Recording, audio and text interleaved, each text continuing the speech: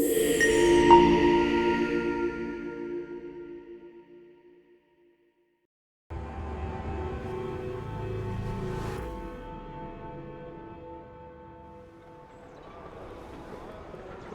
dear. This is going very badly, isn't it? It certainly doesn't have the makings of a ripping good novel. What happened here? Ah, the charming and delightful Fry twins. Have we met? Mr. Raymond knows everyone. He knows everything about this city. He writes it all up in his books. I'm Henry Raymond, writer of third-rate, lurid stories. Penny dreadfuls, if you will. And this is little Artie. Mr. Raymond takes real murders and makes them so awfully exciting. The guilty always get caught. There's one unfolding just here. Perhaps one of you would like to try your hand in solving it. I do find crime so delightfully entertaining, don't you? I mean, solving crimes, of course. Finding a solution is exhilarating. I arrived to find the foreman dead, and the lad Dooley with bloody hands.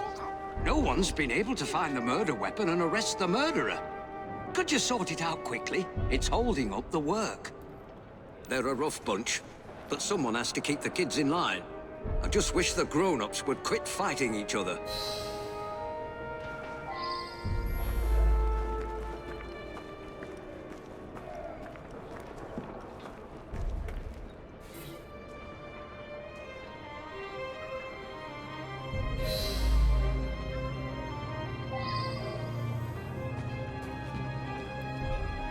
He knocks me to the ground and give me a kick. I find me work knife under me and grab it. I lift my hands to protect myself, and he knocks me out with a punch. Later on, I wakes up, and the man's lying there, dead. He's my brother. He don't like to work hard, so one of the workers give him a thrashing. I tried to stop it, and he stops hitting bark and starts hitting me.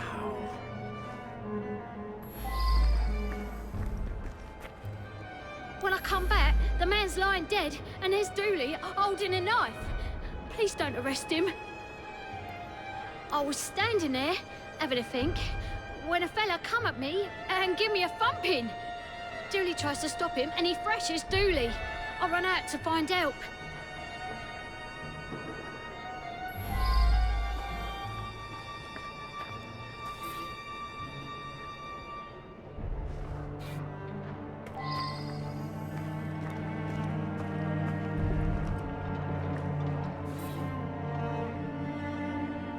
I should go back and ask about this.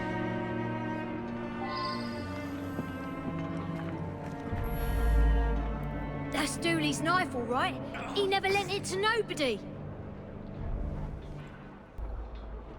Me? No! Oh, no, not so quickly. You have indeed solved this murder, according to the facts at hand. However, Artie, what advice would you give? I would encourage you to look beyond the obvious, beyond surface appearances. Try again.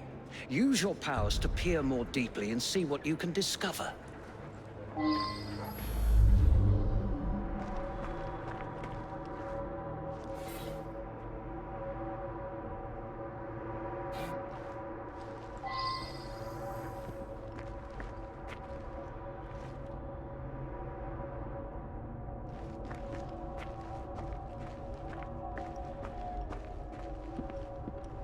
How would the murderer have done it? I should return and find out about this.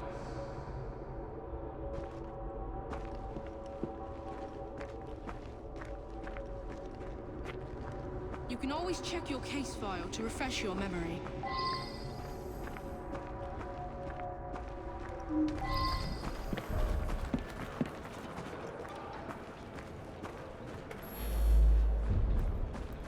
Wilkins wasn't the type to beat the children. On the contrary, he was forever getting in fights, trying to stop that sort of thing. The fumes can be a bit much in the brewery. When the men work in there, they wear bandanas.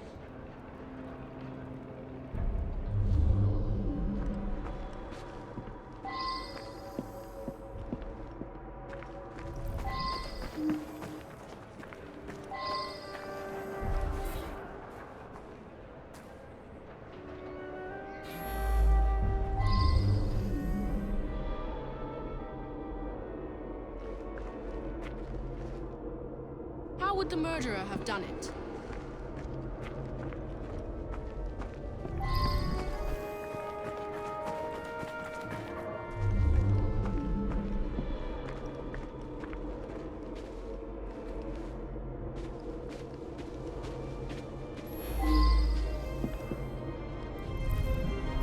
Me and Wilkins was working out here. We heard screaming. Wilkins went to see what it was about and never come back. I went to see for myself, and there he was, dead. I didn't stick around. Somebody might think I'd done it. The strange thing is, Wilkins weren't wearing no bandana when I was talking to him. Only the workmen in the brewery wear bandanas. You should talk to Morris there.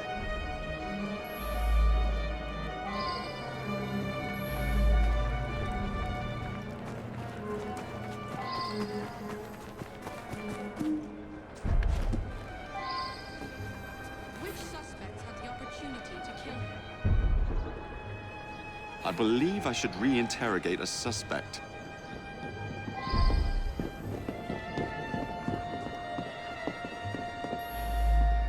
Well, I was inside the brewery all day. I wear me bandana in there. Man has to, what with all the smells and fumes. I don't much know who smokes here. Maybe Taylor? Cigarette might be his. I quit smoking months ago. You know, I saw somebody from the brewery having a smoke this morning. Didn't see who it was, though. Well, like I said, I was inside. Didn't get a chance to come out to smoke. Colton left, though. You could talk to him. He's working in the loading area just now.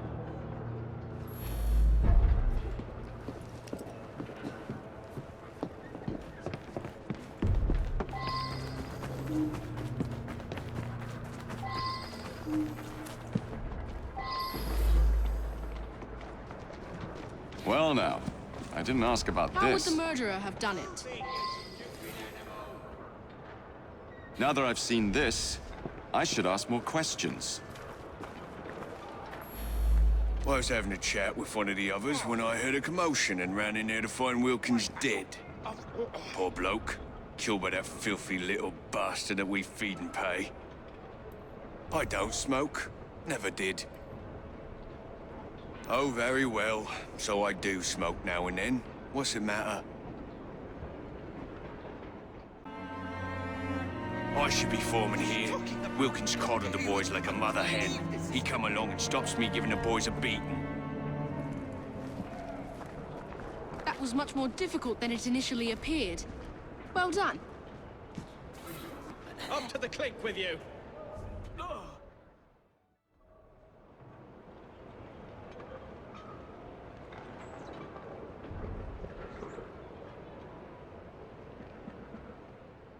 A tragedy in the park. Another chance to sort out a diabolical conundrum. One that I'll turn into a one-a-penny read for Purlock Publishing.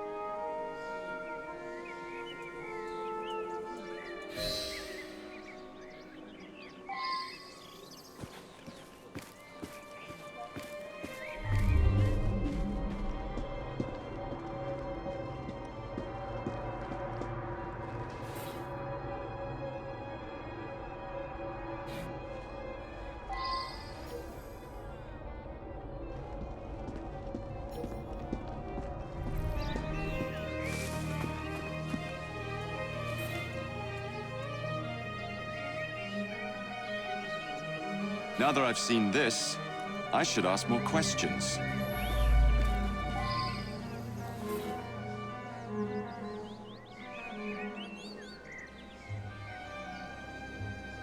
I should return and find out about this.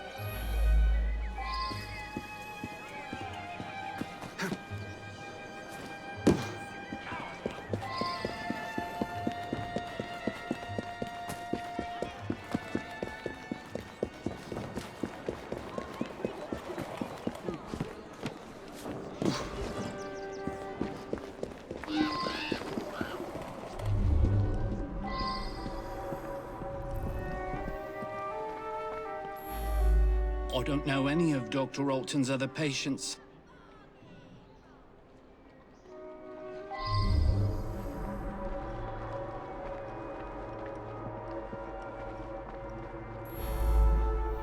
I'm sorry to hear about her murder. She was a patient here, but increasingly began to stop by socially. So she was meeting Dr. Alton in the park, was she? My understanding was that she was engaged to someone. In any case, the good doctor could do better, in my opinion. Perhaps now he will.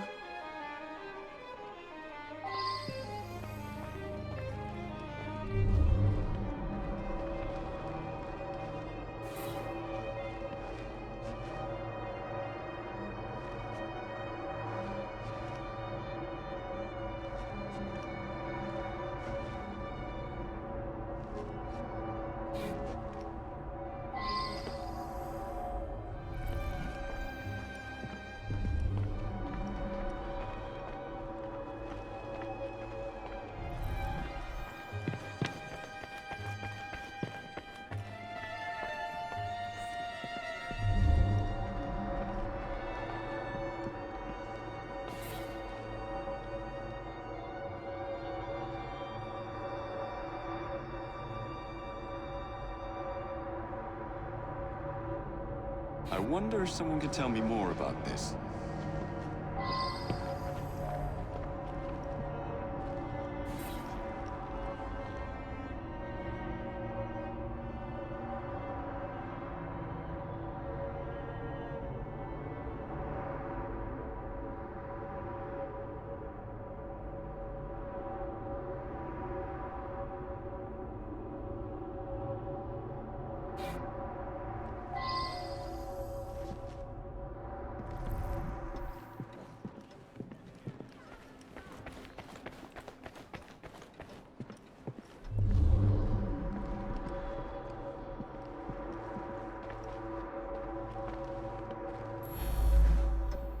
Oh my God, Prudence! How horrible! I was about to propose. But I don't understand. She and I didn't have a meeting arranged today. It is true that we sometimes meet in the park, but there was no arrangement for this morning. That's very odd indeed. Prudence was a patient here, but wasn't given this prescription. There's no reason that she should be carrying such a packet.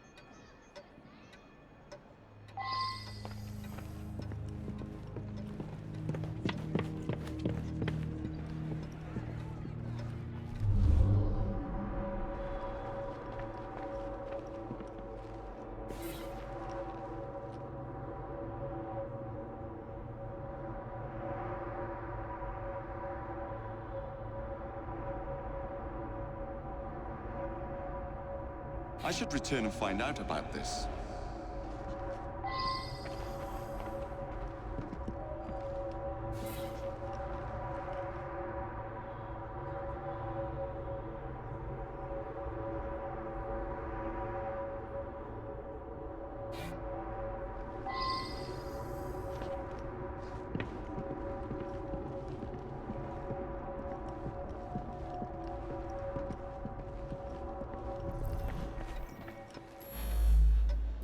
You appreciate, I'm sure, that I cannot discuss the condition of any of my patients. An unfortunate incident. One of my patients became overexcited.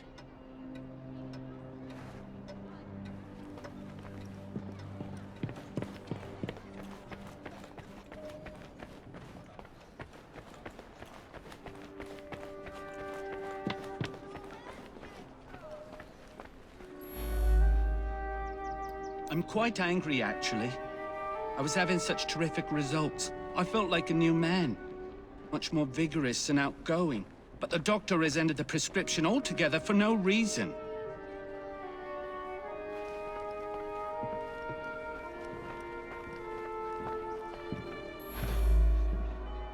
Mr. Baxter apparently attacked the doctor yesterday. It was after hours, but the doctor did have a cut on his cheek. Poor man. Dr. Alton makes house calls to see him. Baxter doesn't come into the office. I make up the prescriptions and he picks them up at noon when I'm away at lunch.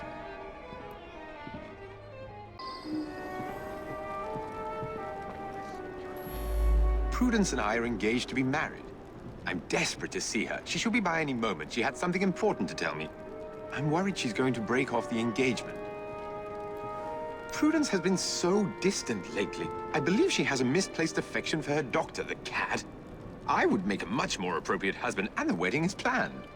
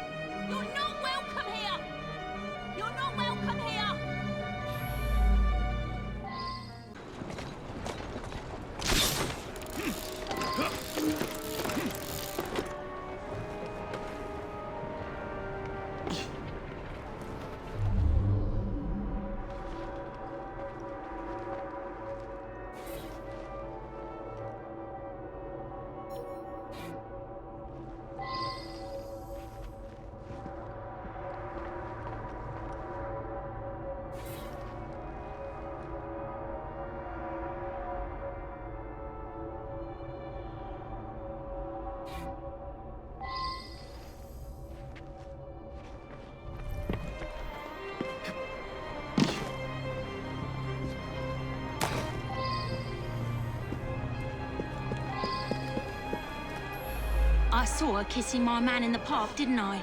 I followed her to the street yesterday, but lost her. I'll come every day if need be, until I catch her again. That trollop better promise to let him alone, or I'll give her what for. He's all mine, I tell you.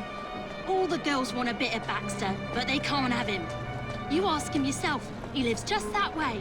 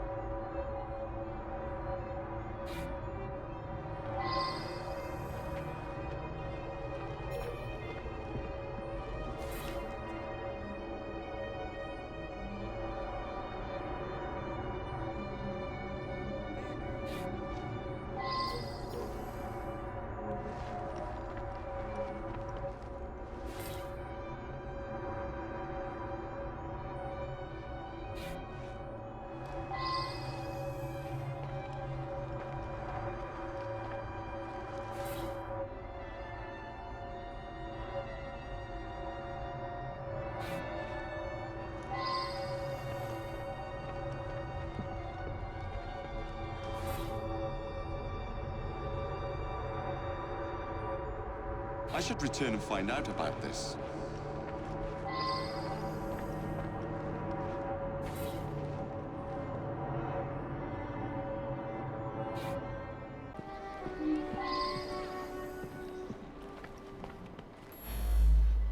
That medicine was developed by Dr. Alton specifically for one of our patients, Mr. Shelby.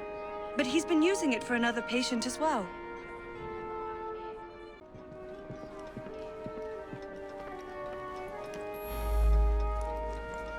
Oh God, it's true.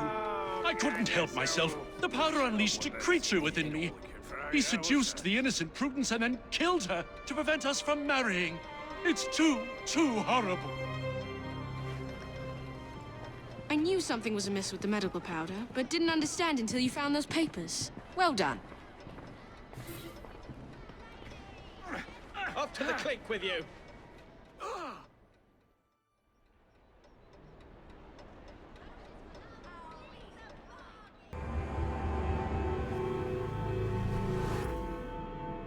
There you are. This could be interesting. There's no shortage of firearms in this neighborhood. I suspect the solution will turn on geometry, timing, and human nature. There may be a penny dreadful in it. Look into it, won't you?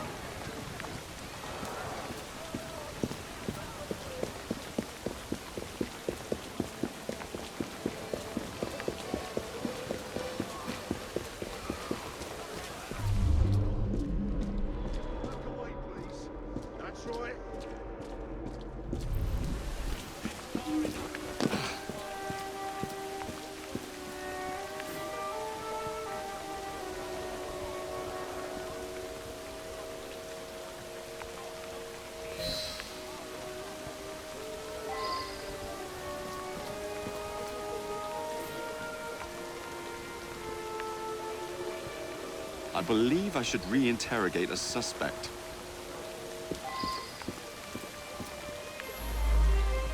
He was a good man. Very honorable. I'm proud to have served under Colonel Prescott in the 11th Foot Gold Coast, Africa.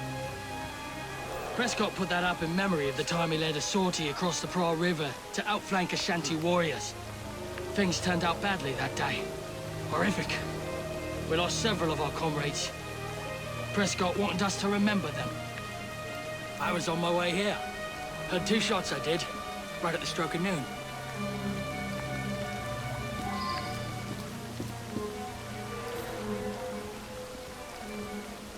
I wonder if someone could tell me more about this.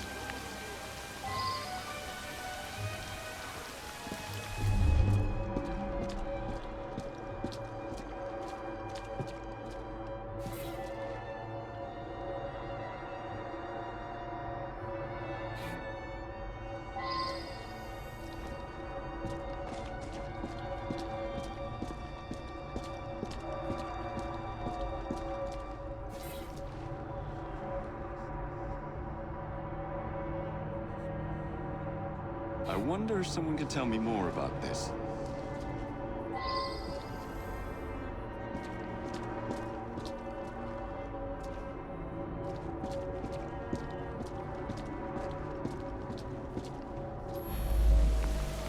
From what I can gather, Prescott was shot almost exactly at 12 o'clock noon. When Colonel Prescott retired from the army, he used his connections and started this munitions factory. He wanted the men that served with him to have work when they left the army. The young lads across the street were fooling with a pistol they'd found. A bullet must have gone astray through the wooden fence. Hit Mr. Prescott smack in the chest. Bloody unlucky for all concerned. Apparently they put the clock there while doing some repairs. It still runs, I notice.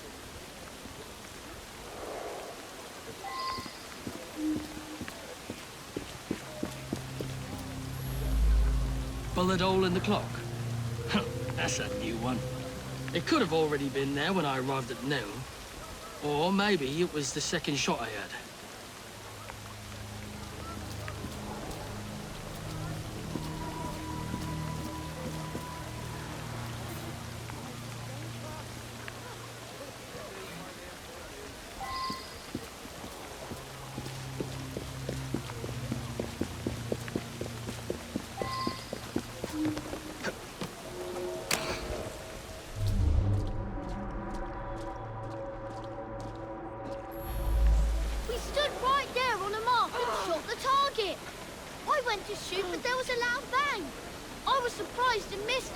Completely. It wasn't me who killed the man. I'm no murderer. We found a revolver underneath the lumberyard window. Don't know where it came from.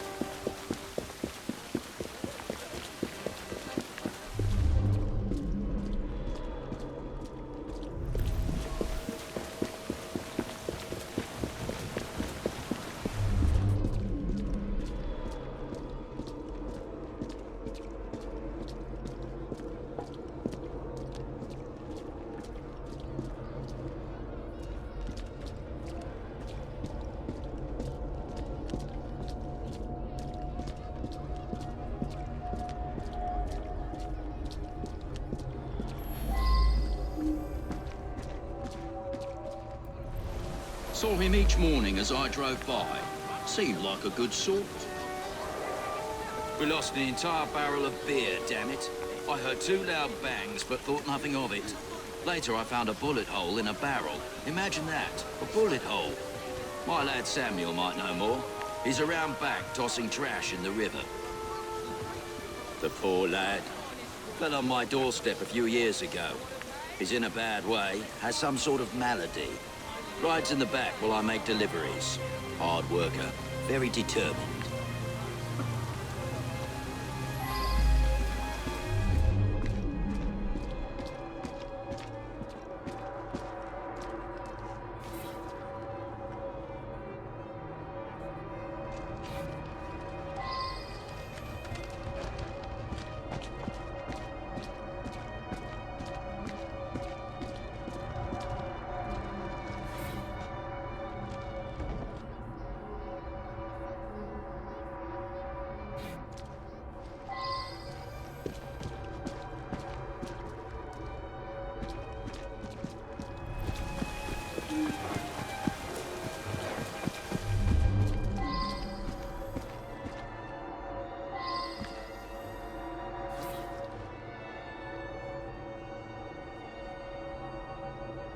I believe I should re-interrogate a suspect.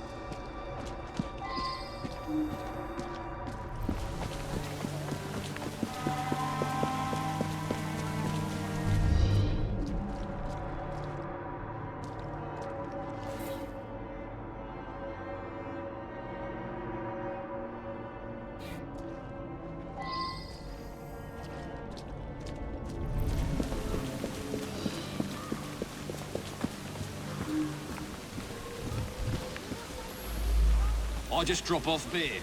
Don't pay much attention to people along the way. There was an hole in a barrel.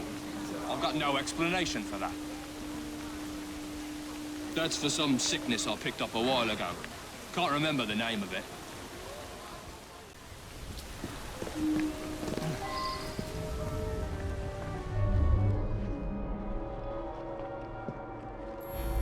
Him and me like to insult each other. I was a lieutenant under his command in Africa. I love the army. No one questions you when you wear a uniform. Anyways, every morning when he arrived, we'd call out and joke with each other. Yeah. Well, Prescott led a flanking sortie that went wrong. Lots of casualties. Some men called the colonel a coward, but it were really just bad luck. Anyway, he resigned. To make amends, he offered work at his factory whenever one of us left the army.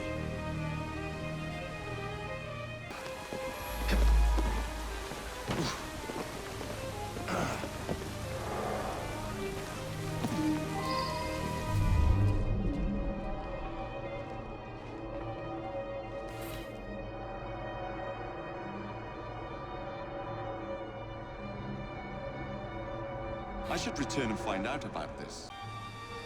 I admit it. I sell stolen rifles and pistols. All very hush-hush.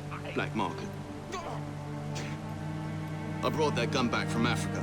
I was a sniper fighting the Ashanti. I used that gun this morning for Prescott's challenge. It's the only Whitworth we have. I'd never sell it. I made that shot. Early this morning, Prescott challenged me to plug the 12 from my shot. I missed just slow. No one witnessed it. It was too early in the morning. His goddamn cowardice in Africa got me best friends killed. He should have faced a firing squad. Very good sleuthing on your part. It's a miracle anyone survived, what with all those bullets whizzing about. Up to the click with you. You think it's clever to talk about me that way? You and your master both. There's no need to get nasty. You think you can bully people because you're a striker? I don't borrow money, then cry when I can't pay it back. Mr. Stevens would be well within his rights to let me beat you to a pulp. Think about that. So, you admit it. You're a fool who beat...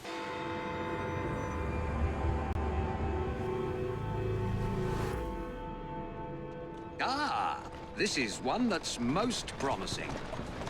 An important detective is missing. Skullduggery is surely afoot. Solve it, and I'll write it up quick as you please.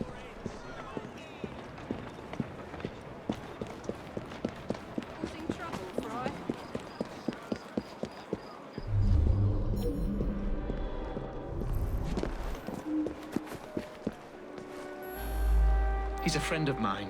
The whole station is out looking for him as we speak. Ironically, he came here on an investigation himself. Seems several people have gone missing in this part of town. We've had reports of missing people over the last few months. Detective Murphy is just the most recent and the only one who's anybody to speak of.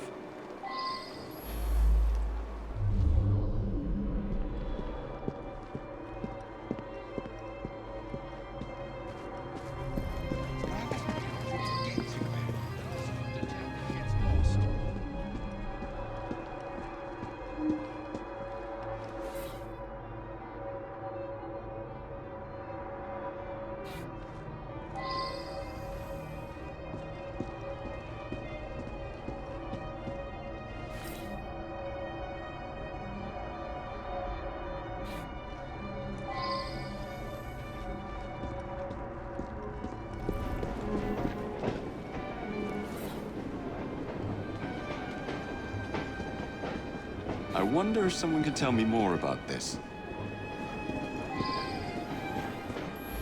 I saw him going into the barber shop when I was on my way to work. In this kind of neighborhood, people come and go.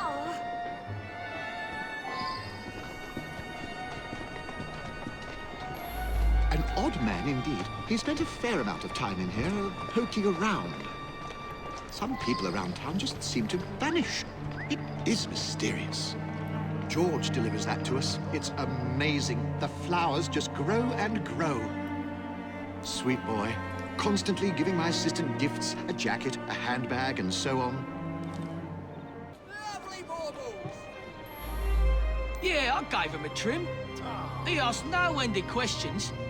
When I cut his hair, I notices a tattoo right at the base of his neck. A green Celtic cross it was. You're right. Several people have disappeared over the past months. Some of them were customers of mine. You're right. Several people have disappeared over the past months. Some of them were customers of mine. George was in here earlier, getting an haircut. He wanted to look nice for his girl. He's been seeing Joanna from the flower shop for some time now. Said he's finally saved up enough money to pop a question.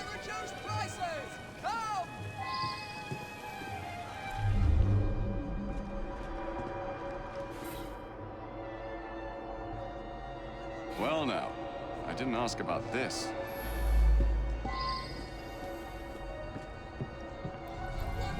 I'm trying to quit drinking. Sometimes my hand shakes when I'm given a shave. Look here, right here. We've got the best prices in the neighborhood.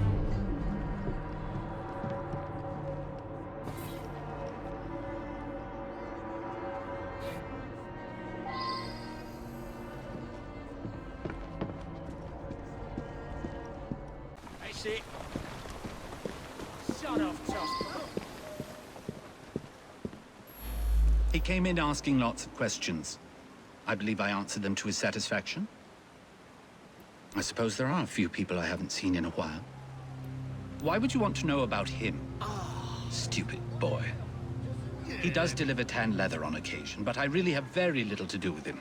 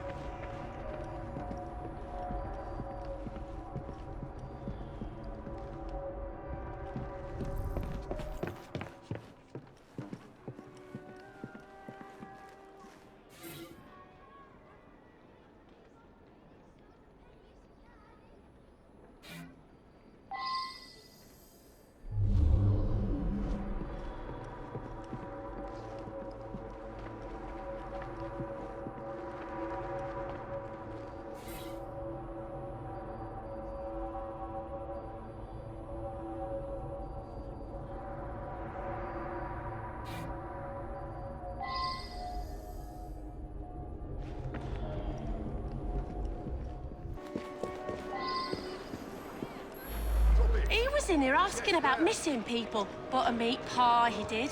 Stayed and chatted for a few minutes, then headed off to the barber. I'm told that some people have gone missing, but I don't know anything about it.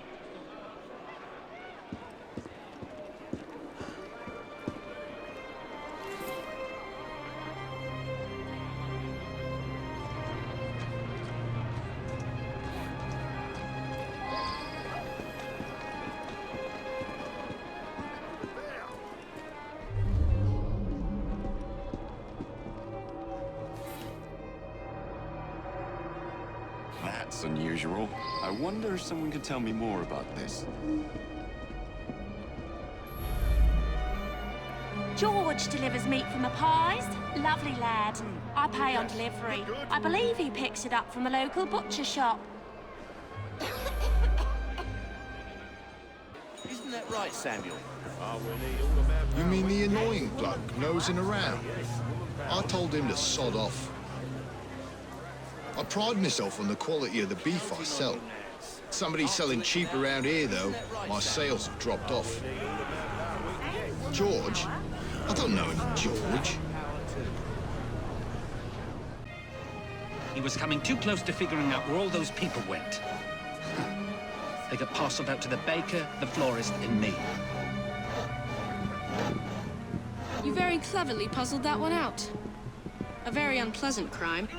Perfect for one of Mr. Raymond's penny dreadfuls.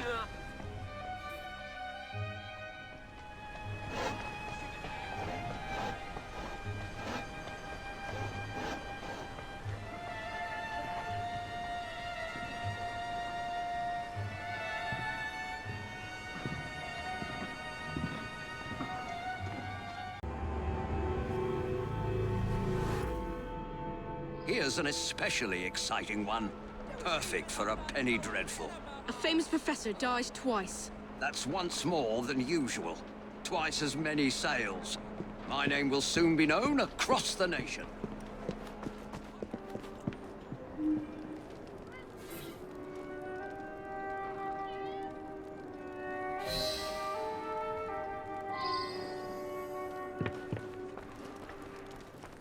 It's so very awful.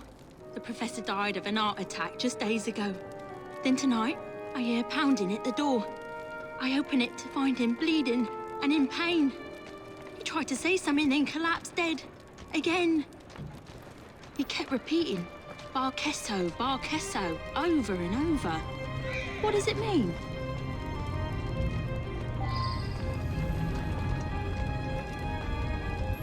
It's unthinkable.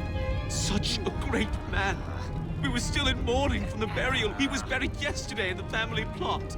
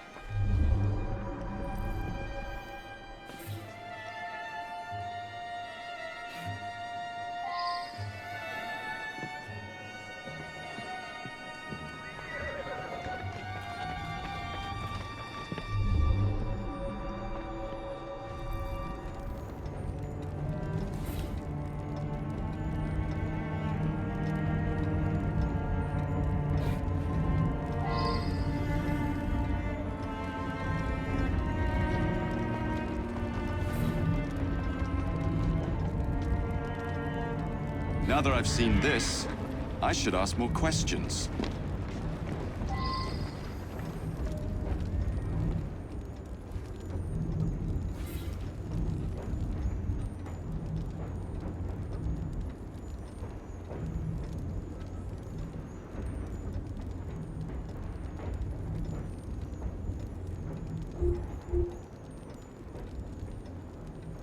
I should go back and ask about this.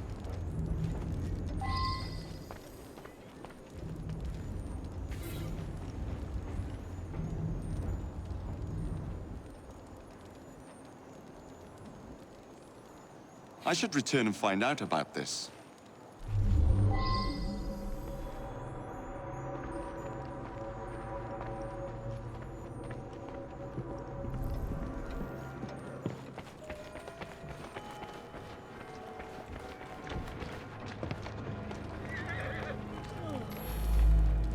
only got that a few days ago.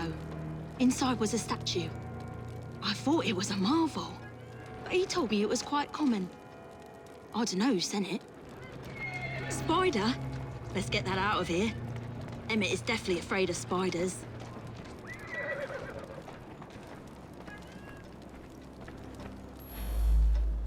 This is no time to talk about the will. It is true that my father and my fiancée didn't get on, but I'm confident that once he got to know her as a daughter-in-law, they would have become friends. My father was an eminent anthropologist and something of an explorer. He made his name by investigating the practices of a small village in the Congo. His colleagues at the university often sent him trinkets from abroad.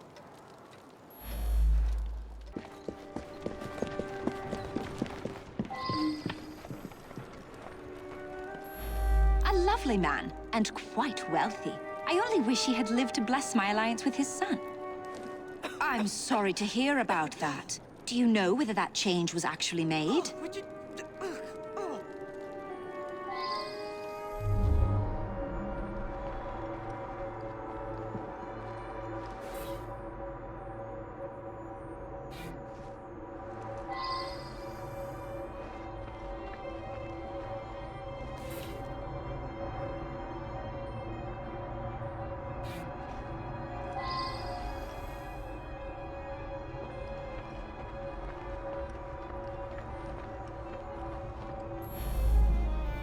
I hoped you wouldn't find that. I'm afraid several of the faculty purchase cadavers for research purposes. It's a fact of university life.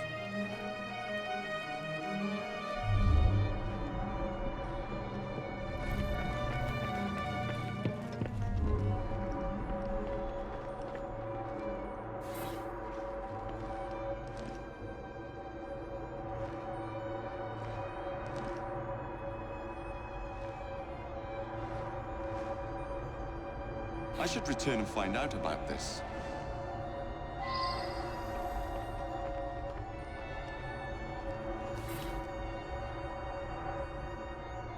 I should return and find out about this.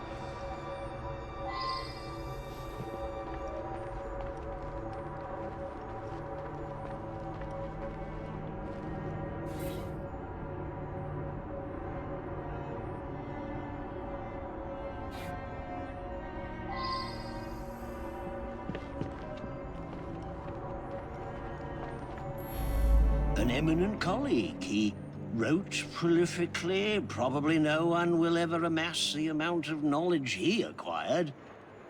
I'm most vexed about that. A rare specimen of the sort I've been studying for years. It escaped a few days ago, no doubt due to that scatterbrained assistant Virginia. My thesis subject. My South American colleagues tell me that this particular arachnid is only found in the Bolivian Andes. Fascinating subject.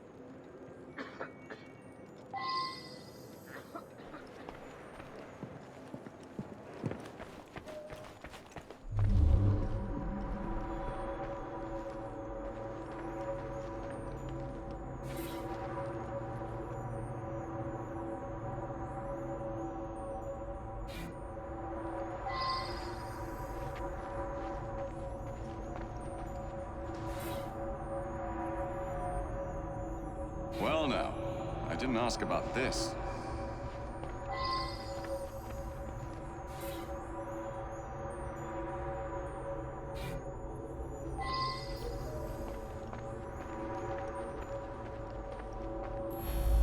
The anthropological sciences have lost a great mind.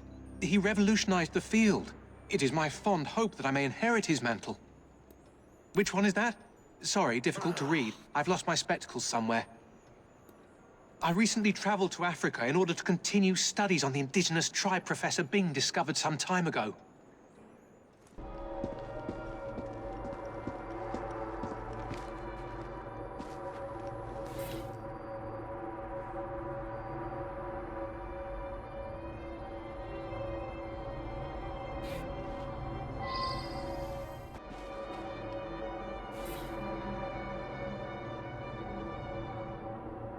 Now that I've heard this, I should ask the others some questions.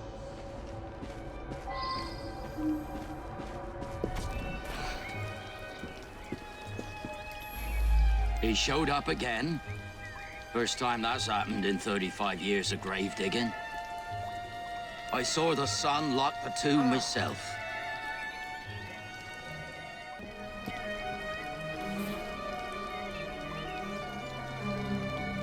I should go back and ask about this. Body snatching? That's an insult. I'd be in the slammer quick as that if I got caught. It's plain that 7 guineas is a lot for a bloke like me. I'm careful with me pennies and save for a rainy day. So I sell a body or two on the side. A man's got to eat, ain't he? I broke the lock and left him on a barrel just behind his tomb. It was dark, couldn't really see. But some fella come by and carted the old professor off. It's muddy back there. You can likely still see the tracks.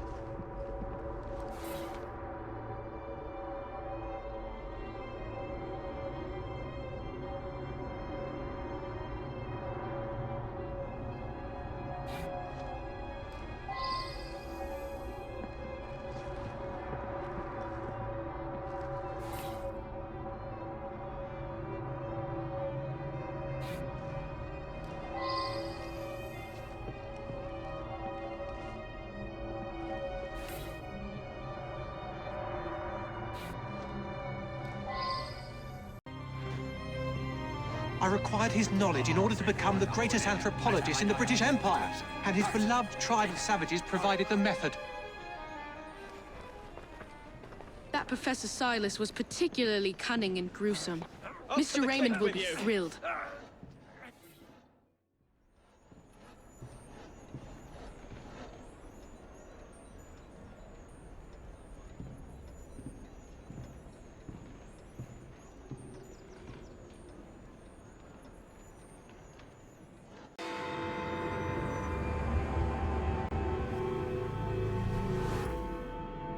My write-up of that last crime was so ingenious that Purlock Publishing tossed me quite a tidy sum. I believe this next one will do even better. It's baffling. The room was locked. How did the murderer get in and out?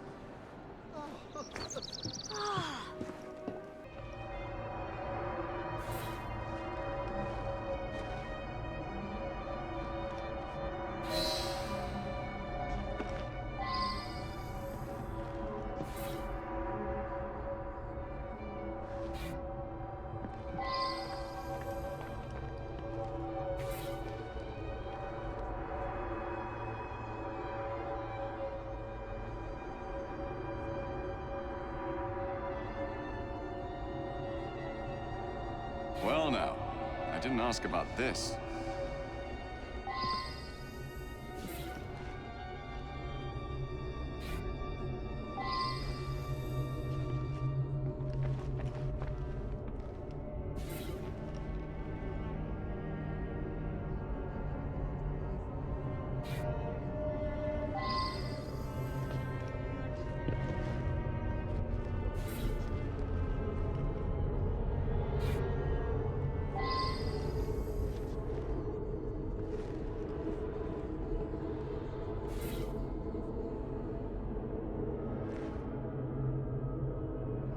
I should go back and ask about this.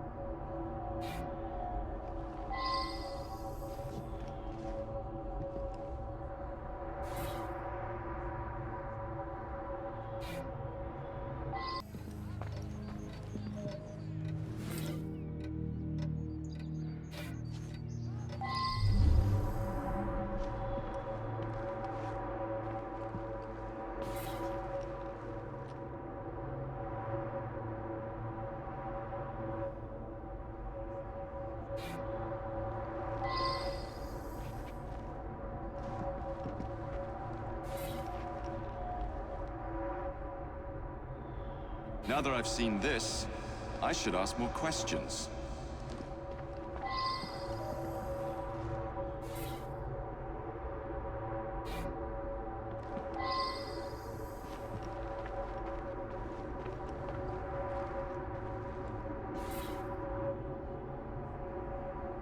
I should return and find out about this. Mr. Cashin is dead? I just saw him yesterday. He looked in the peak of health. If you ask me, he paid a bit too much attention to the caretaker's wife. Scandalous, really. They must have seen each other nearly every day. Last night, I was knitting in that chair. Then I felt quite sickly and opened the window to clear my head. I certainly didn't hear anything. When the lights quit working yesterday, that sweet Mr. Golden handed out candles to everyone. He's such a nice man.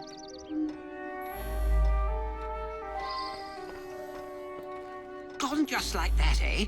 He lived right next door and often came home from his concerts a bit drunk and singing at the top of his lungs. Drove my wife near crazy. I was down in the cellar fiddling with my experiments. Cashin had an eye for the ladies, no question. I was a bit jealous of him, frankly.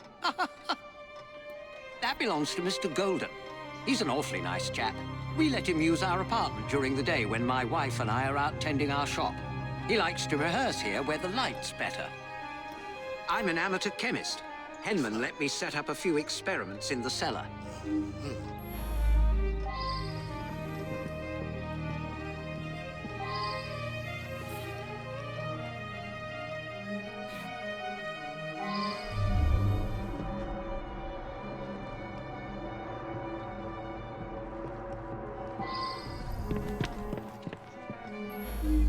I'm just the housekeeper, but Mr. Cashin was a dear friend.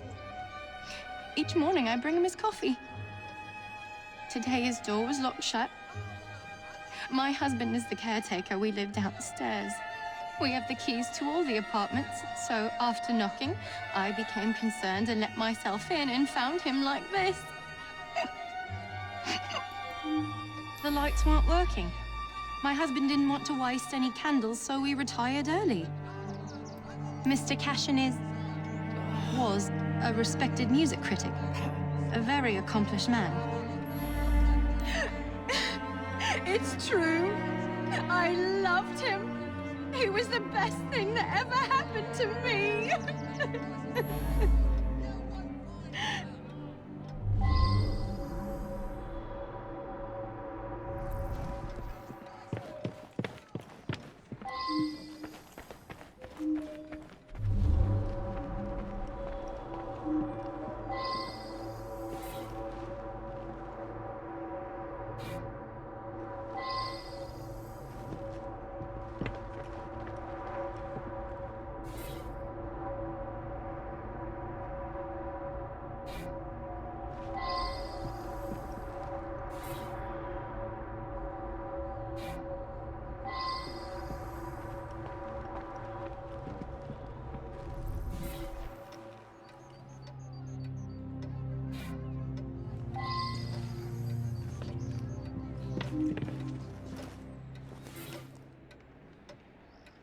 I should return and find out about this.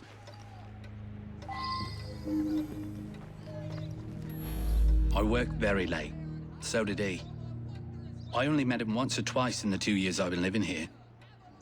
I was out giving a benefit recital for unemployed musicians. Several dozen people can attest to my whereabouts. I use them to create an ambience when I hold private recitals.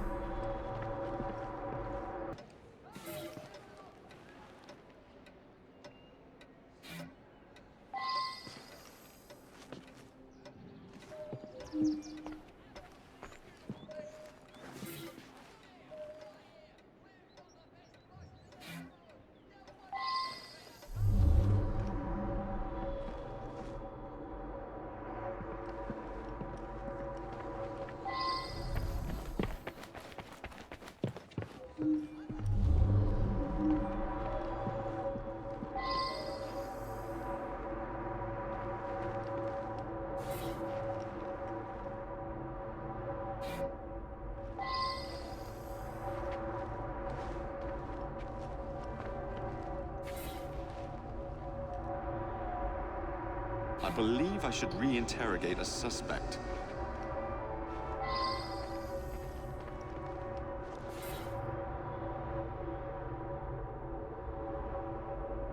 I wonder if someone could tell me more about this.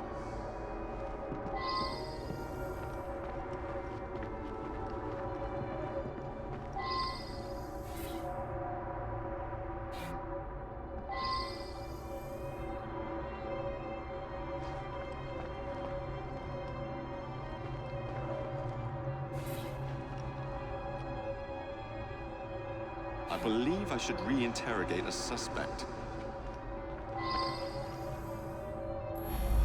Mr. Cashin's dead.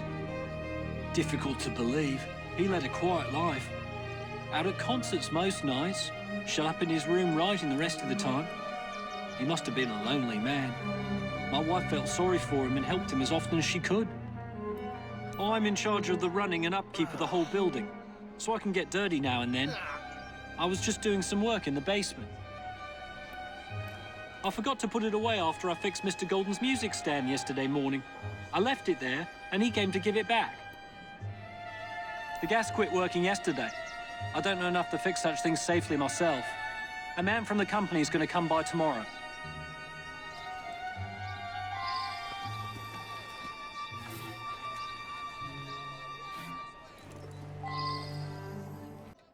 Ah, yes, be careful with that. It can be dangerous. It reacts badly with heat.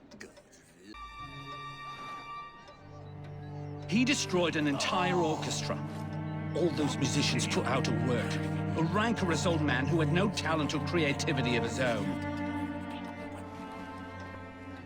I suspect there was more to that mystery than meets the eye. I'm going to look into it. Off to the clink with you.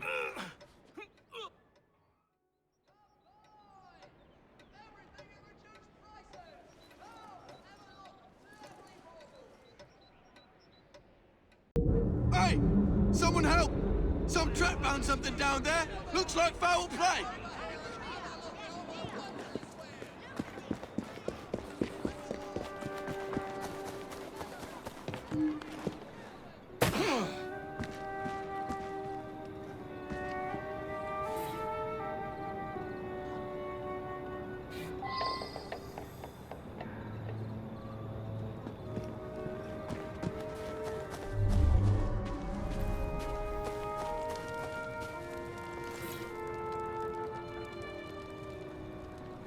I should return and find out about this.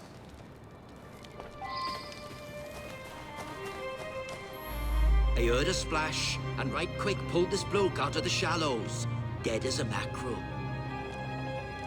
I live there now, if you can call it living. I lost my job, didn't I? No need for the likes of me when a machine can do the work. A nice warm coat like that on a dead man? What do you expect? I snatched it before somebody else came along to nick it. Like you.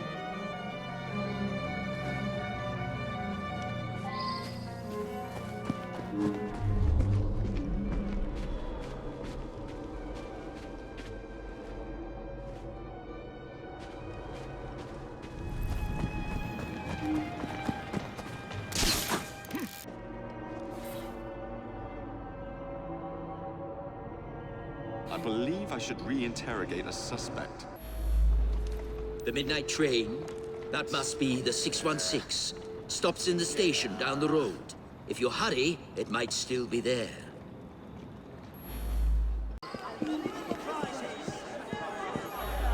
You better hurry. It's leaving right now.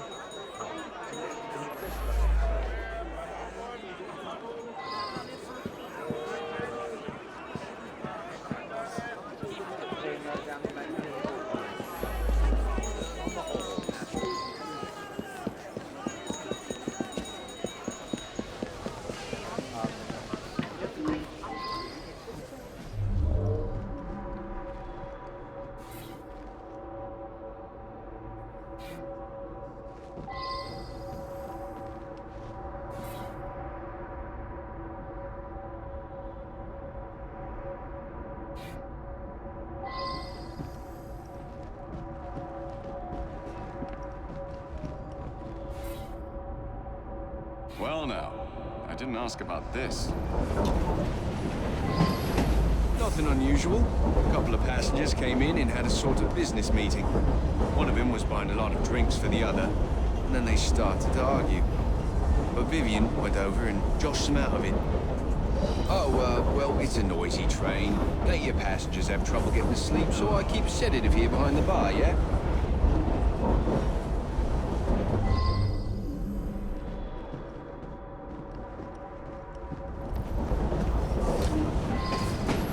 Odd thing was, some noises on the roof woke me up briefly. You say someone was thrown from up there? You have to be a very strong fella to drag someone up onto the roof. Killian was on this train. Cool. I used to work in his foundry. I never even seen him. None of us workers ever knew what he looked like. Vivian had another of her dupes in her compartment by then. After that, I remember people going past me from time to time, but I was half asleep.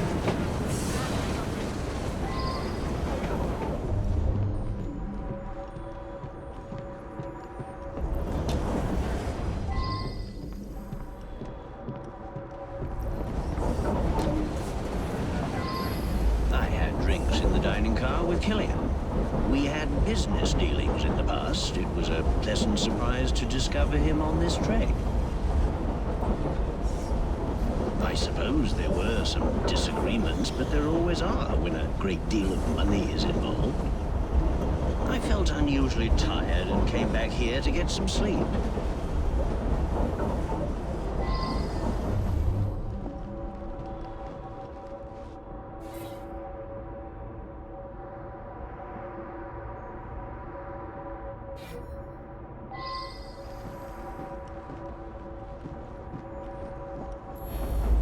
Mr. Wolf had a few with Mr. Killian. Then the young lady invited herself over to have a glass with him. Mr. Wolf bought him drink after drink. Then they got angry. But the young lady come over, and it's obvious that Mr. Killian was interested in a rendezvous, like. Around about 11:30, Killian and her left together. Mr. Wolf became terribly tired, even though he'd only had one drink. He toddled off to bed well before midnight. I stayed in the dining car for a few drinks with the barman. I've been Mr. Wolf's valet for going on several years. He's frail and needs a man like me to help him about.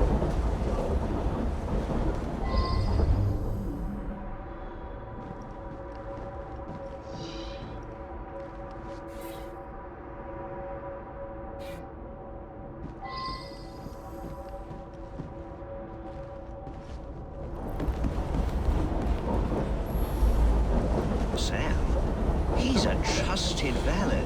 He's terrifically strong, which makes him useful in many situations.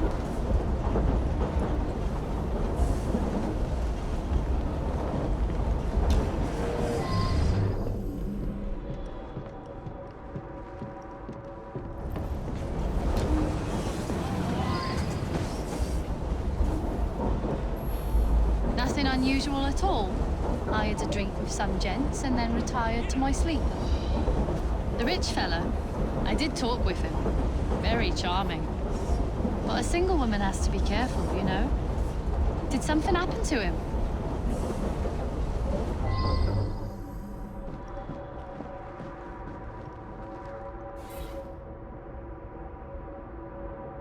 I should return and find out about this.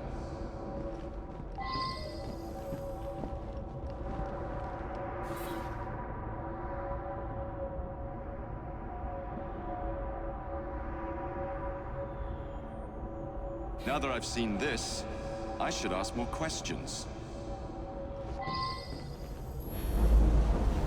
Oh, all right. I flirt with rich blokes and the barman slips them a mickey. I take them back to my sleeper and they nod off before I have to do anything shameful. They wake up thinking they had a night of fun and hand me a few quid. That's what happened with Mr. Killian, but he was gone when I come back from looking for the man who left the note. Someone slipped a note under my sleeper door a few minutes before midnight. It said I should come to the dining car. I went, but only Ryan and Wolf's man were there, and they were both drunk. You mean the young lady? She and Killian hit it off famously. Embarrassing, really. one. Clever little minx. She and the barman got a little scam going. I think everyone on the staff knows about it. She's a frequent passenger, that one. Hangs about with the wealthier sort.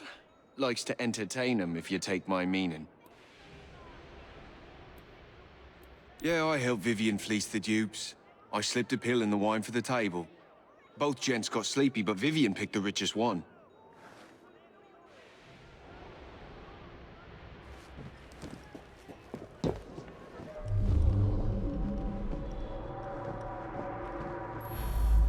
It was a typical evening. As far as I knew, nothing unusual happened until you came aboard with this story of a murder. I was tidying up in the passenger car. Around midnight, Vivian ran through. She thought someone was looking for her. Just another wealthy passenger. They're all pretty much the same. She rides the train often.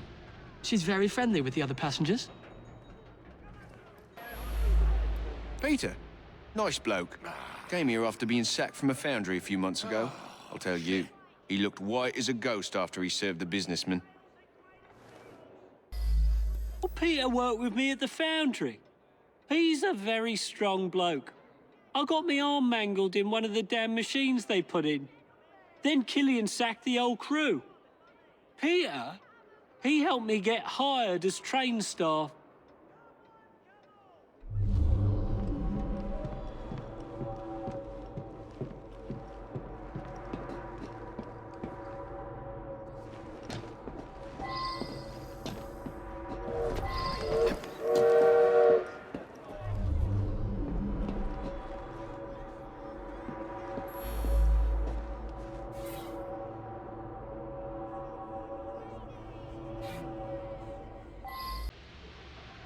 I gave him what he deserved. The man was heartless. I believe something larger is afoot. A lot of murderous anger concerning industrialists. Might be something to look into. Up to the clink with you! Yes, well, we must meet up again. I shall write.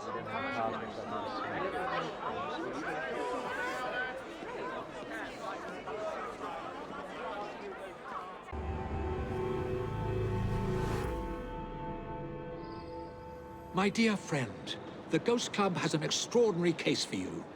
Spiritualist Thaddeus the Amazing has predicted his own death at his next seance. Could you have a look?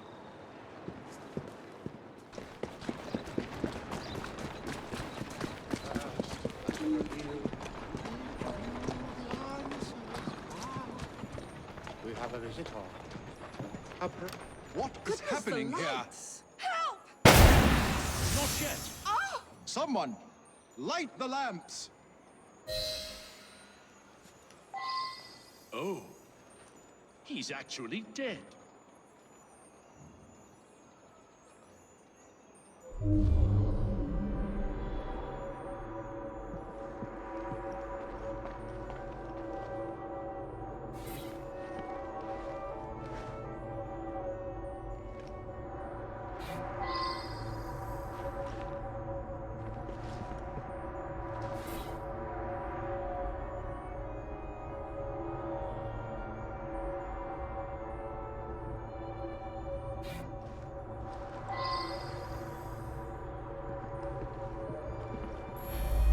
I have no doubt that his powers were genuine.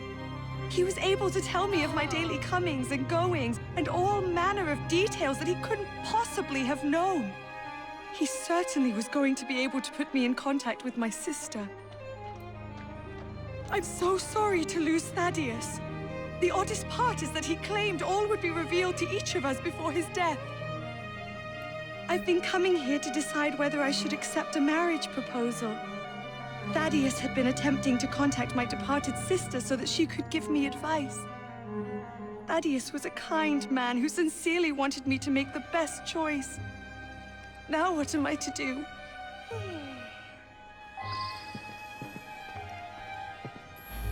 I sought him out after the death of Mittens. I was so hoping to hear from my loved one. I'm convinced Thaddeus could have communicated Mitten's wishes to me. I must know to whom Mittens wishes that I should leave my fortune. And now Thaddeus is lost to us. I shall never know. Mittens is my beloved kitty cat. She was run over by a milk wagon several weeks ago. I've been trying desperately to contact my sweet thing ever since. I'm not well, though, and likely haven't long to live myself.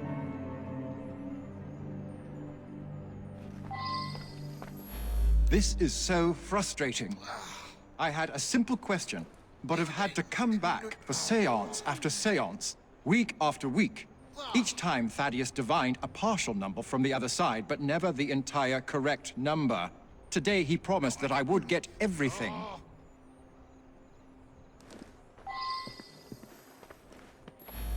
He was an incredible psychic. I came to clarify some personal financial matters. I don't understand what happened. He foretold his own death, but I didn't expect it to happen like this.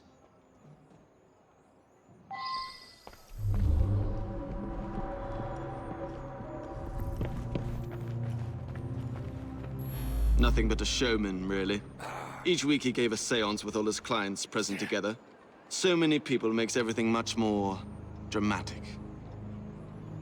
I attend Lady Ursula at these sessions. She's ailing and needs someone to help her along.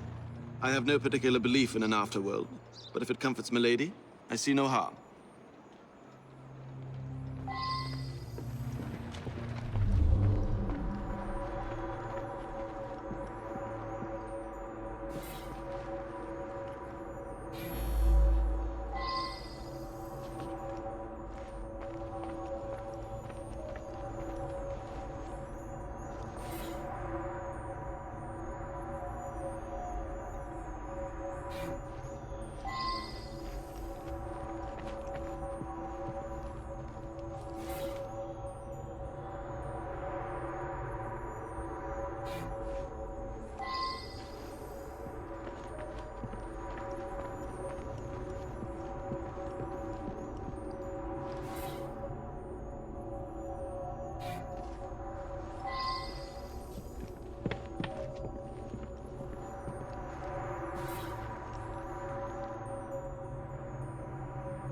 I wonder if someone could tell me more about this.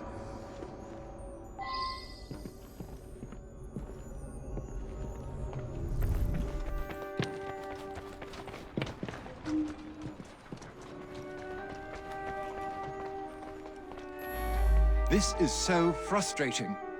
I had a simple question, but have had to come back for séance after séance, week after week.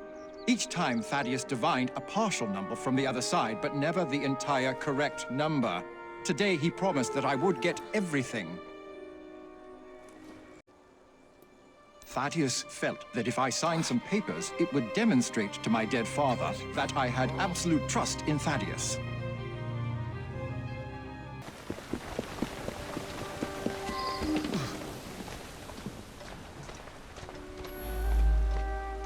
My brother has become obsessed with some secret bank account.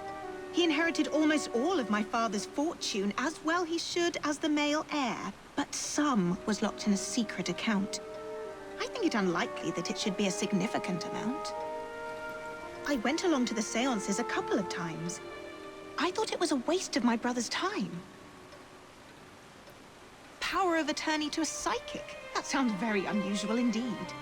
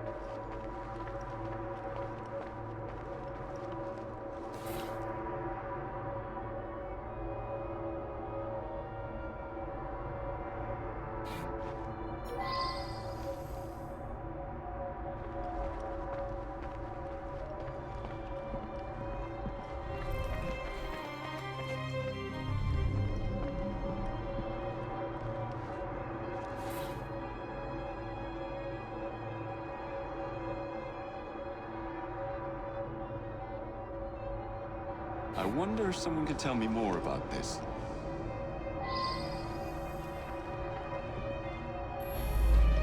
Never trust a man who tells you what you want to hear.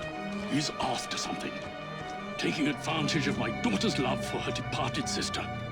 With that charlatan gone, things can get back to normal. My daughter's engagement to Everett Boyd can be announced at last. Janice's eldest sister was strong-willed.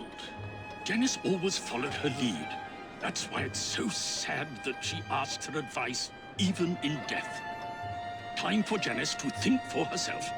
I know what's best for her. A girl Janice's age should be married. Everett is a very sensible young man from a good family. He'll be very successful, I'm sure of it.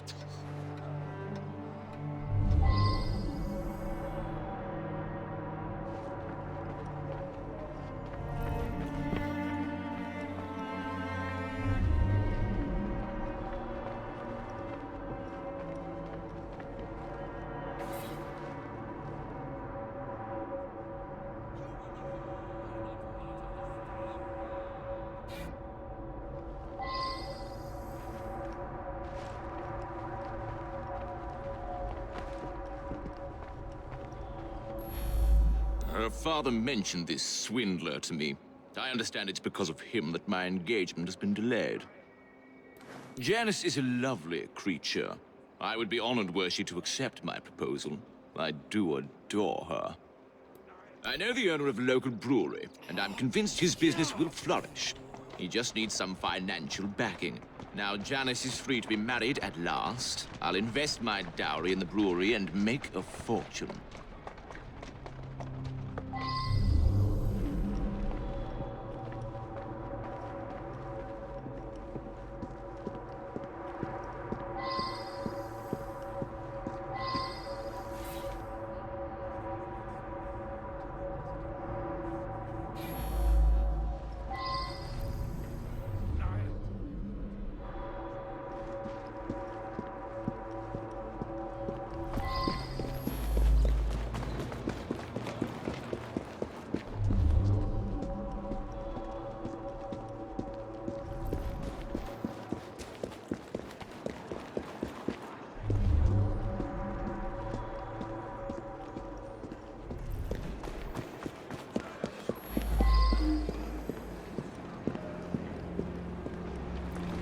That's me. Yeah, some fella come by here every so often. Gives me a silver sixpence if I tell him everything about the folks in that house. Nothing unusual about him. Just a regular fella. I've seen him go into that building over there.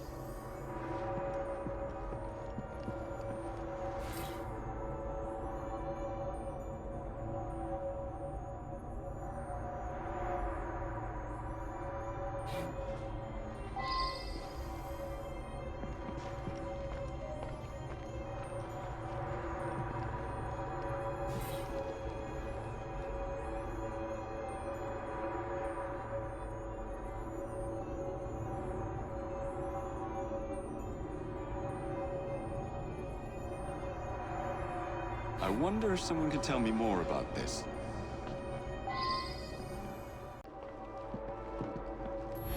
Lady Ursula's health is not good at all. And now she's lost her cat, it's almost like she has nothing left to live for. He's been Lady Ursula's butler for years. We have plans to marry. But first, Douglas needs to put together a little nest egg. He says he'll have some money soon. Lady Ursula was planning to leave her fortune to her cat Mittens. Since the cat passed on, she's been going to that spiritualist in hopes that Mittens will tell her what to do with the money.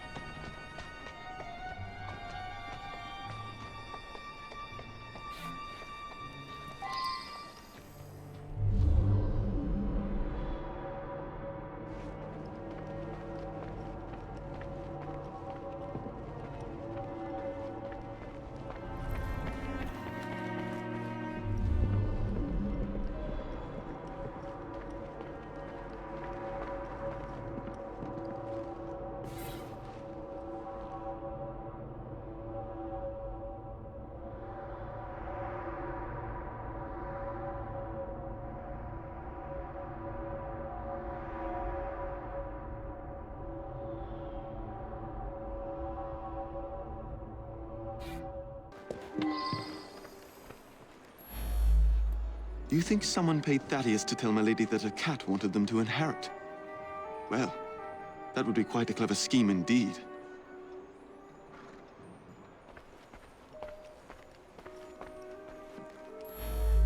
I simply do not believe it. And if you're implying that my butler was paying Thaddeus, I must ask you, why would a great psychic do the bidding of a common butler? Hmm?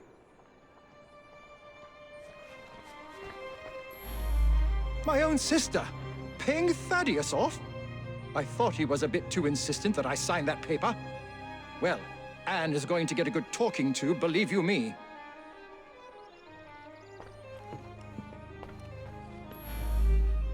Good Lord, you found the office? I admit it then. Thaddeus and I traveled the world, bamboozling the gullible and then exposing the swindle. But his death was meant to be a fake. I have no reason to want Thaddeus dead. Quite the contrary.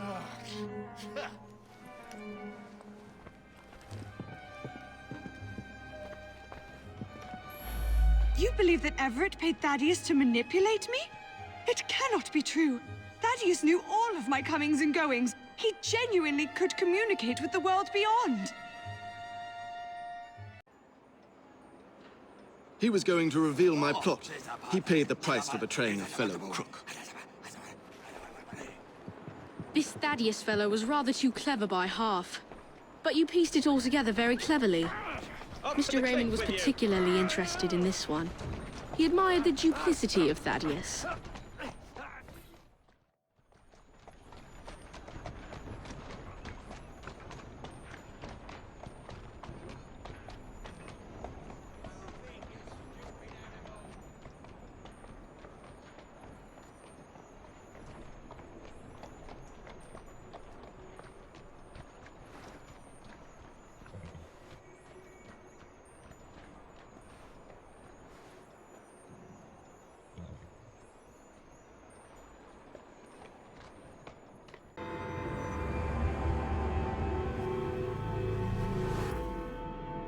Think of that. Crushed by a crate. The most hated man in London.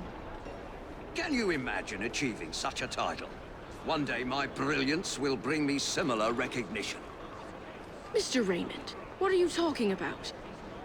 It's of no consequence. What's important is that this man was hated by many. But who delivered the fatal blow?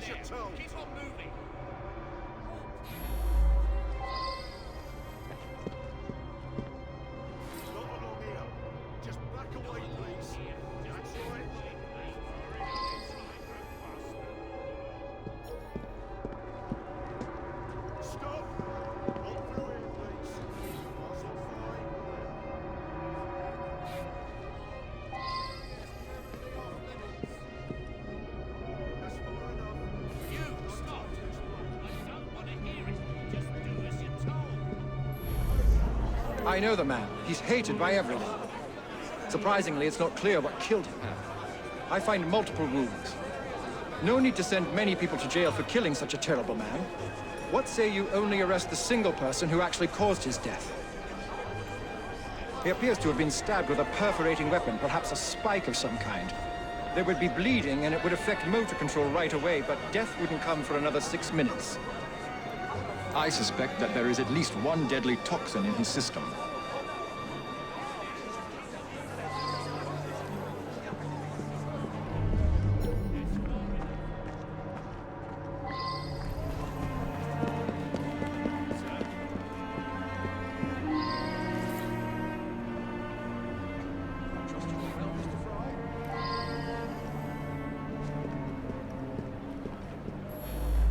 He's my husband. Each day I bring him the household expenses just after he eats his apple. I also brought him his invitation to the knighthood ceremony, the one with the special scepter. Of course, he wasn't going to take me along. I often tie up my hair around a knitting needle. What business is it of yours?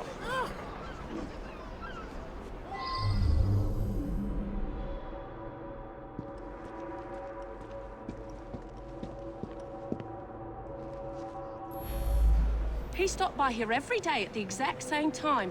He'd buy an apple and tried to cheat me out of tuppence. But then most folks do that.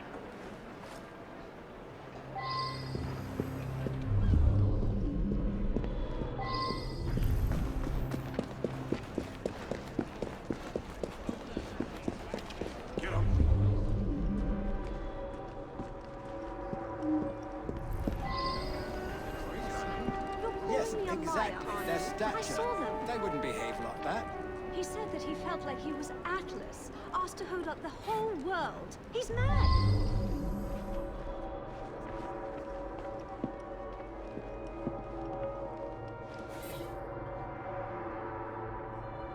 I believe I should re-interrogate a suspect.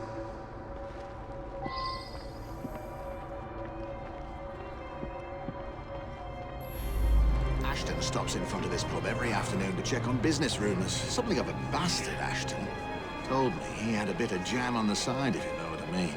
Wife didn't know about it. Well, the bit of jam wants out, but he won't let her. That's the sort of fellow we're speaking of. That was Ashton's doing. The man had it in for me.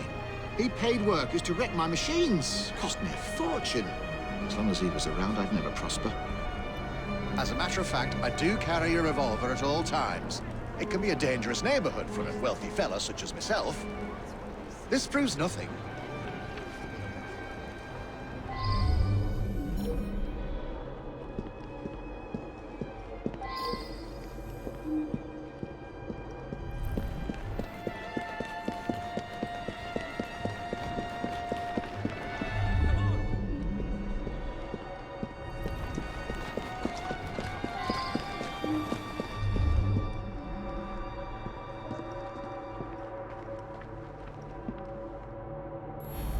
I see him here every day. He can be unpleasant, but I don't really know him.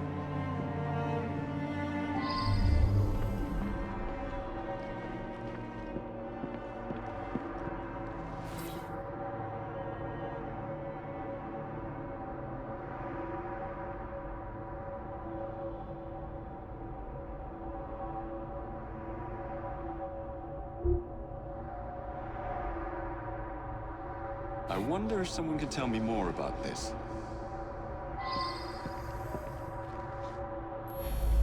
He's been coming to me for years.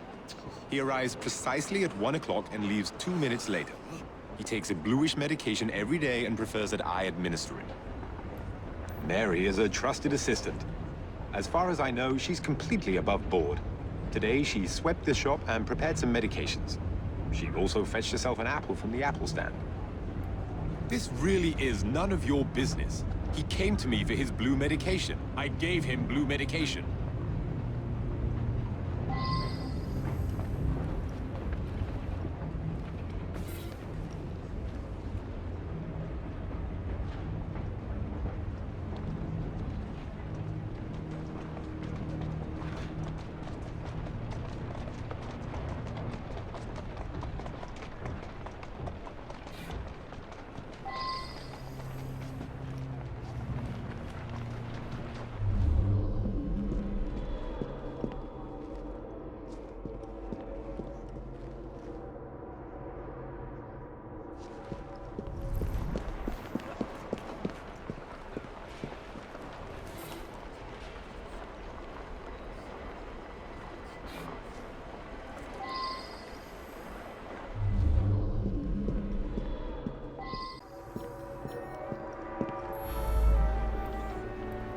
Girl who works at the pharmacy?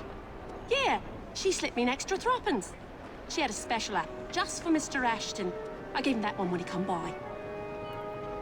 Mr. Ashton did look strange-like. Eyes all yellowish. And then he turned pale after he bit into the apple. Almost green, really. Quite right. I asked the apple seller to give him a special apple. Is that a crime? He was a horrid man. That's all I have to say. Very well. I found out about his dalliance with that girl from the pharmacy. It's not the first. Divorce is all but impossible given his influence with the clergy.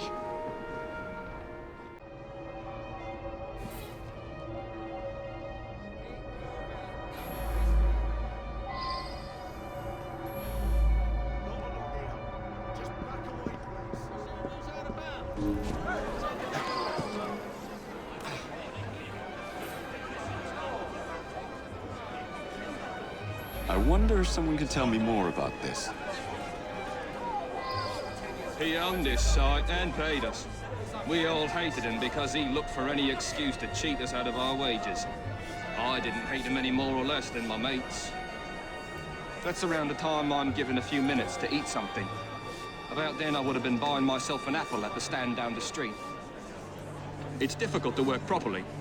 You'd have to know what you're doing to drop it at just the right moment.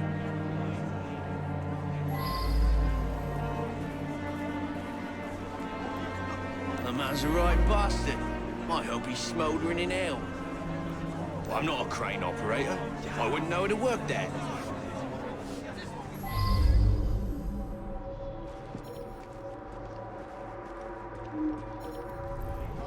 Eddie? Yeah, I taught him how to work the crane a few days ago.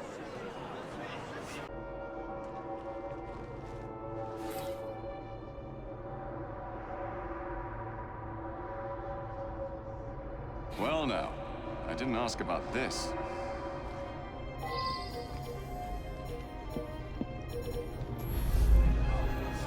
My best chum is maimed for life, and Ashton didn't care a fig. He deserved what happened. Beyond that, I'm mum. Yeah, that sounds right. Came by for an apple.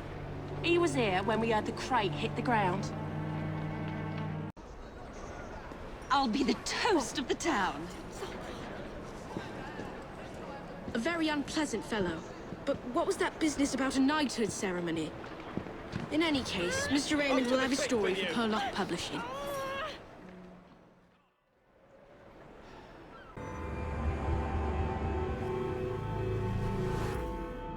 There has been a murder at the palace. I need you to be careful with this one. Anti-royalist pamphlets have been cropping up and tensions are high. The Queen is very nervous about security. This way. Here we are. Good luck.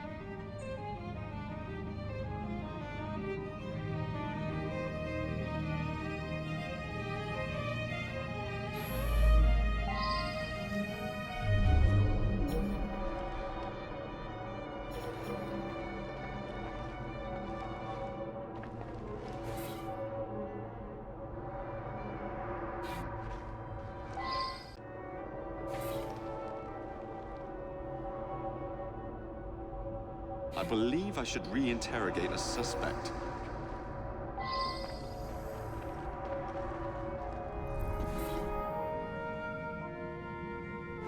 I should go back and ask about this. Please, leave the room for a moment. No one is permitted to see me open the safe. You cannot imagine that someone was after the scepter. I must see it. I ordered the scepter with the dove to be brought from the tower for tonight's event.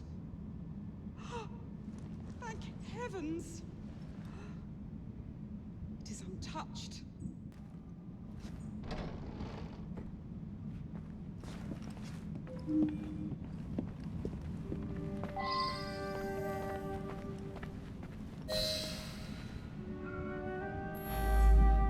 poor man.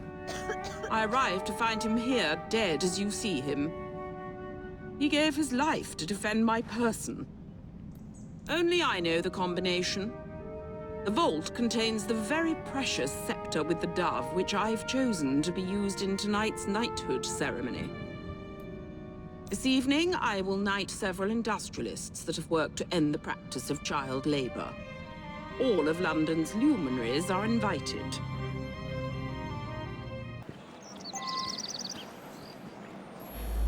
He said he was onto something. Said everything added in clues. I did see Artie's friend, Mr. Raymond. He'd just come from Purlock Publishing with his new Penny Dreadful. Seemed very excited about it. I never liked him much. Artie's been all in a state. Think there's some sort of master criminal on the loose. Then this morning, he's gone.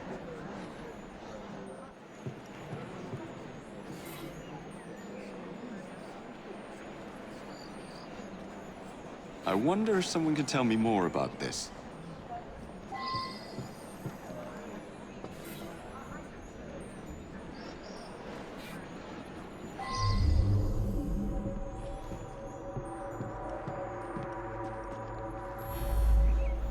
Come to think of it, he had been going on about the Queen and all for the last day or two.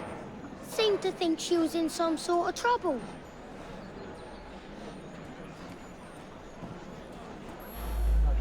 You know, when he thought something was important, he'd write it up in invisible ink. Lemon juice like. He'd use smoke to read it. If you have a way to make smoke, you can see what it says.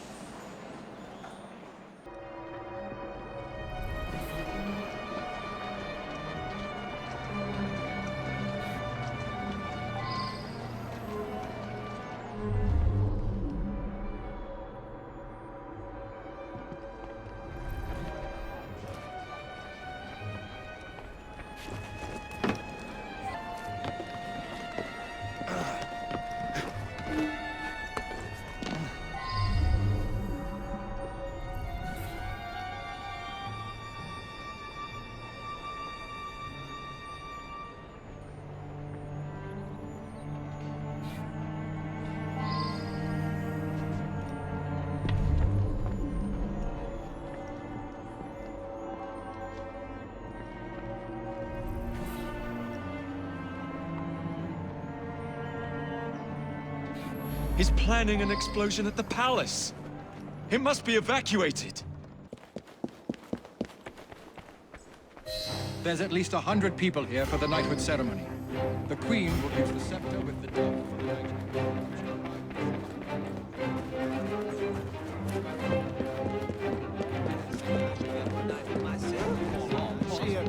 Run!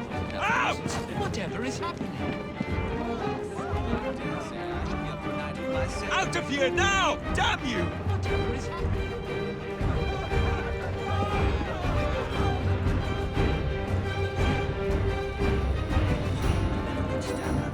There's going to be an explosion! There's going to be an explosion! Mr. Fry, I grant you leave to order me to leave.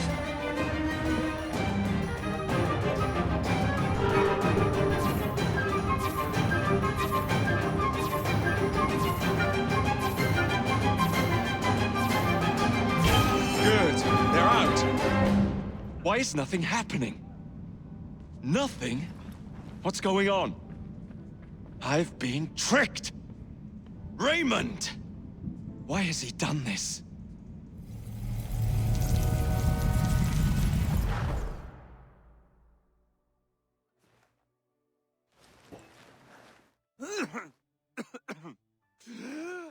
You are more naive than you appear.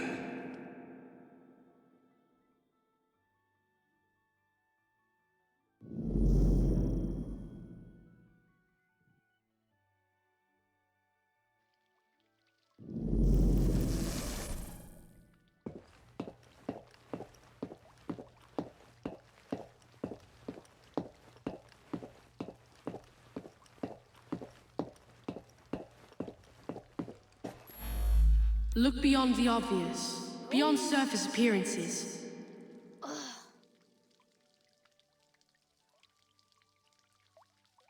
Look beyond the obvious.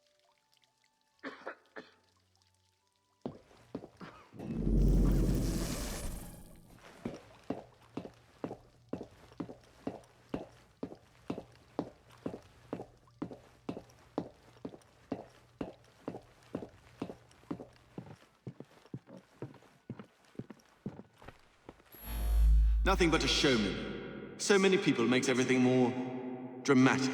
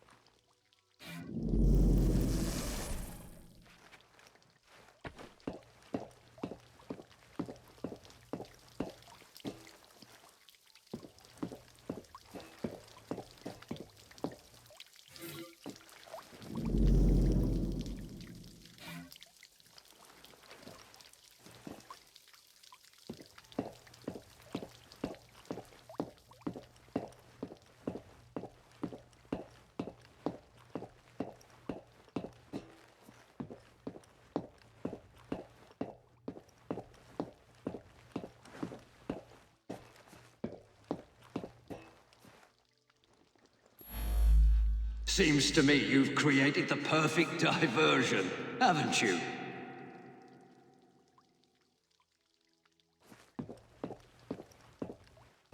I found the same clues you found. I knew there was to be an explosion, and I led you here to save everyone. I'm as mystified as you are that nothing happened.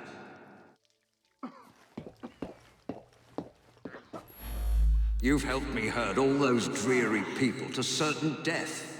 We shall hear the explosion presently.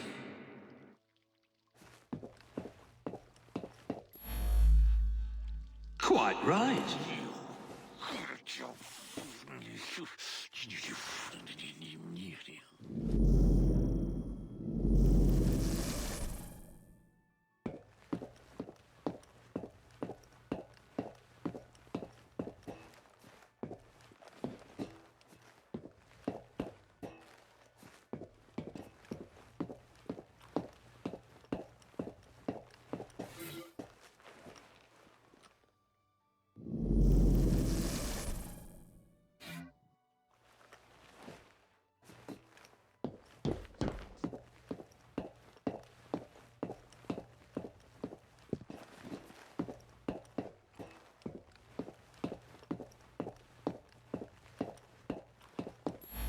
I brought him his invitation to the knighthood ceremony, the one with the special scepter.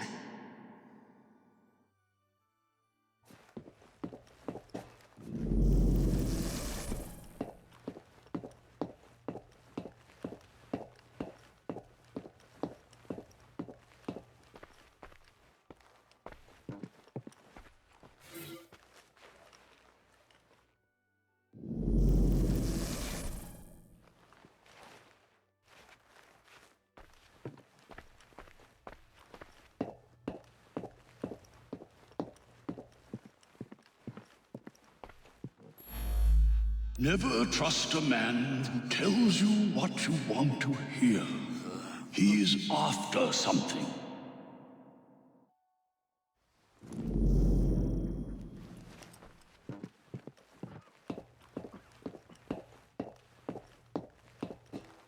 While you were chasing all those people around, I absconded with the Queen. A hefty ransom is now due.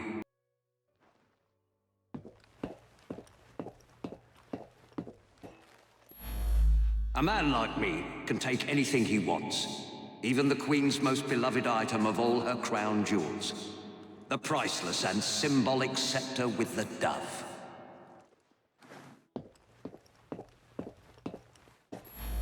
I needed you to distract everyone so that I could quietly assassinate Her Majesty the Queen.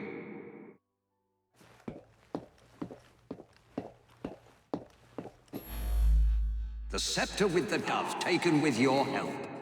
What could better display my genius?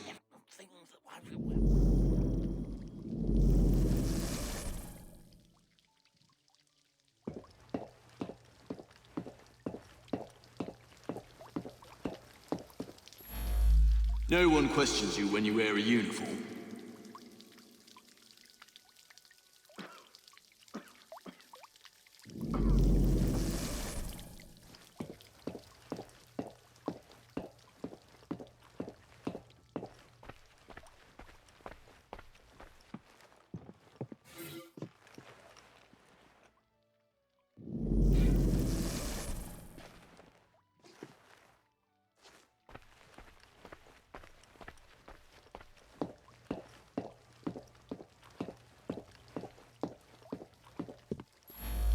I suspect the solution will turn on geometry.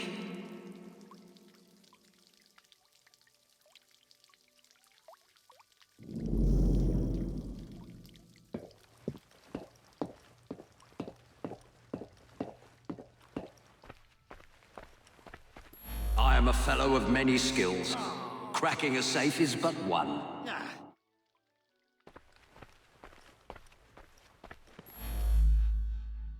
I simply watched the Queen open the safe when you arrived.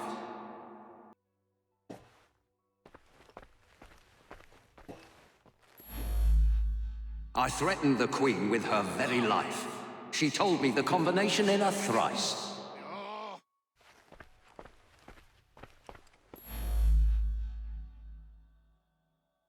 Quite right. The dead guard was I. The spider venom allowed me to fake my death. I had a perfect view from where I lay. I have stolen the Queen's most prized possession, the scepter with the dove. Think of it. I have outfoxed you, the most cunning detective in Britain. I mocked you by leaving clues for you at every turning point. Now I have the scepter, proof positive of my superiority. Jacob! Wake up! It's Raymond! He's taken Artie hostage. They're on the roof. Evie's here to help you, Jacob.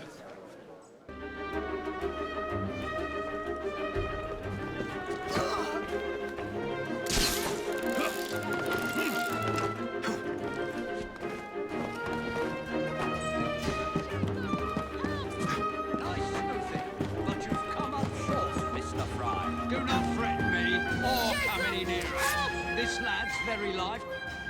Don't worry, Jacob. He won't know it's coming.